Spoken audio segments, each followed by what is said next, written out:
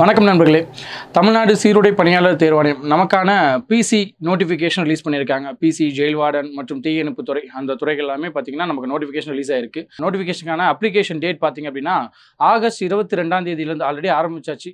August 22லேருந்து September 21 வரைக்கும் நம்ம apply பண்ணிக்கலாம். இது அப்ளை பண்ணுறதுக்கு முன்னாடி நமக்கான எஜுகேஷன் அப்படின்னு நம்ம பார்க்கல. 10ஆம் வகுப்பு முடிச்சாலே இதுக்கு போதும் தான். எல்லாருமே இந்த எக்ஸாம் எழுதக்கூடிய நிலையில் தான் இருக்கிறோம். 10ஆம் வகுப்பு தான் எஜுகேஷன் அப்படின்னு பார்க்கல. சரி, இந்த எக்ஸாமுக்கு எப்படி படிக்கணும், எதெல்லாம் படிக்கணும், என்னெல்லாம் படிக்கணும் அப்படிங்கிற டீட்டெயில்ஸ் நமக்கு நிறைய பேருக்கு குழப்பமாகவே இருக்கும் இல்லையா? அதை பற்றியெல்லாம் ஃபுல் அனாலிசிஸ், சிலபஸ் என்ன, ப்ரீவியஸ் கொஷின் எப்படி இருக்கும், ஆல்ரெடி கிளியர் பண்ணியிருக்காங்க இல்லையா, அவங்க எப்படி கிளியர் பண்ணாங்க, அதை பற்றியான ஃபுல் கைடன்ஸ் பார்த்தீங்க அப்படின்னா சுரேஷ் ஐஏஎஸ் அகாடமியுடைய சென்னை பிரான்ச்சில் வரக்கூடிய 31ஆம் தேதி நமக்கு ஆர்கனைஸ் பண்ணியிருக்கோம். அது வந்து ஓரியன்டேஷன் ப்ரோக்ராம் மாதிரி தான் இருக்கும்.